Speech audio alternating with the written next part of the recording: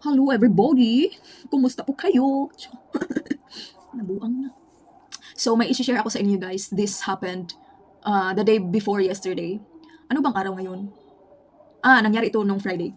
So pumunta kami sa bahay na lilipatan namin, which is 25 minutes drive from Bacnin, which is here.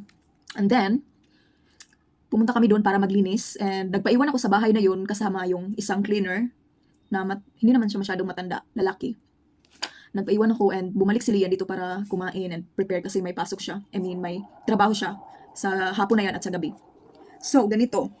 Naglinis ako and then, sa first floor is may toilet. And then, pumasok ako doon para maglinis and then, okay pa naman siya. Na-open pa naman yung pultahan, yung door ba.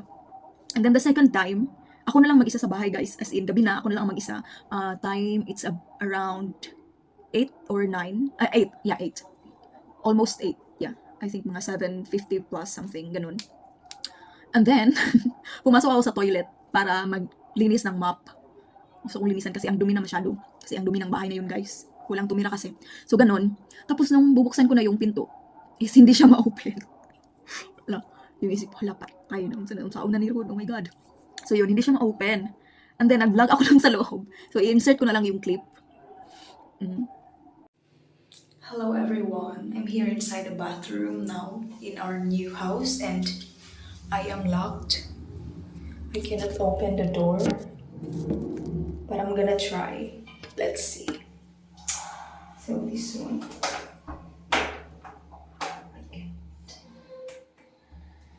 Okay, Lian is here.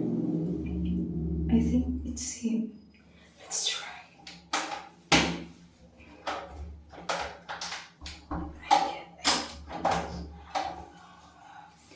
Kanina ko pa siya sinubukan mag 30 minutes na dapat.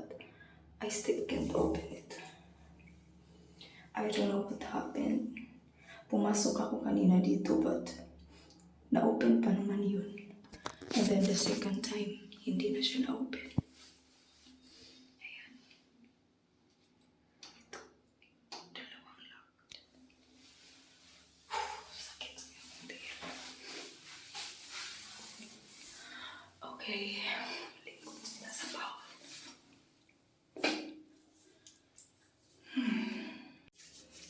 Okay guys, it's not Lian. Hindi siya yung lumating. Hindi ko alam kung sino. Ay, sakit na akong tiil.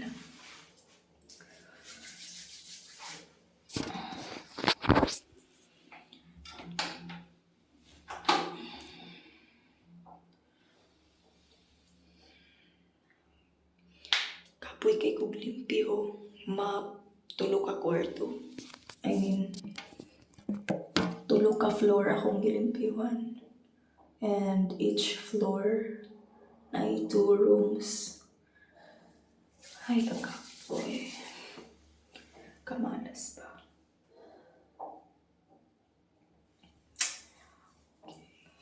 Another, let's try again.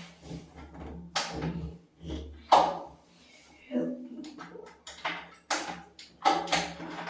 Let's open it.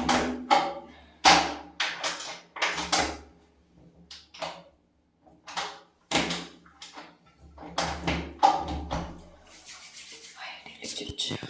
God.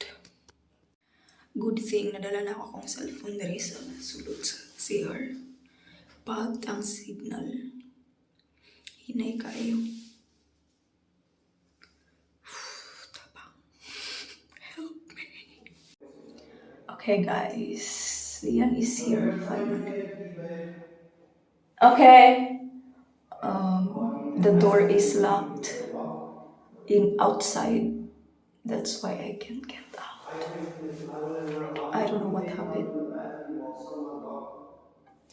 What?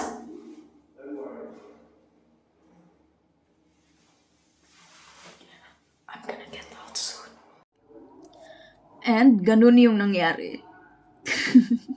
I think mga 1 hour akong nasa loob ng toilet. Hindi ako humingi ng tulong kasi hindi ko alam kung makakarinig ba sa akin. Pero for sure meron. Tapos medyo malayo rin yung toilet from the door, main door. Medyo malayo siya. So, ganun, mabuti na lang is dala-dala ko yung phone ko sa loob ng toilet. And then, ang signal, Diyos ko day, halos H+, tapos isa lang ka bar. May gani na, mabutit nakasend pa ako ng message kay Lian and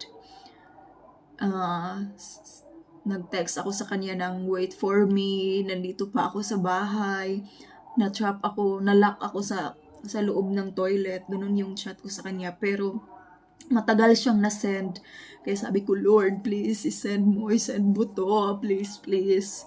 And then later on, na-send siya.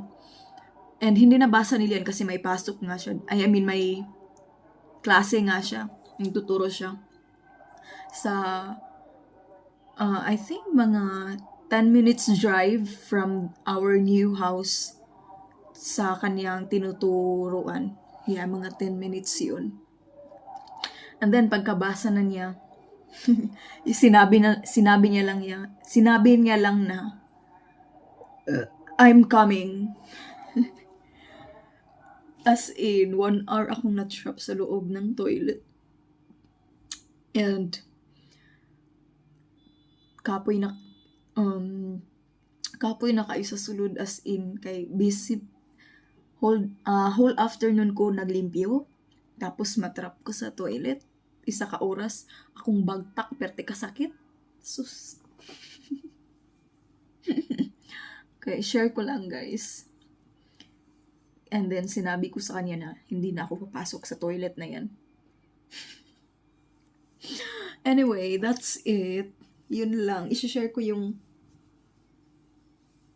yun lang guys. Thank you for listening. That's my first experience sa bagong bahay na lilipatan namin.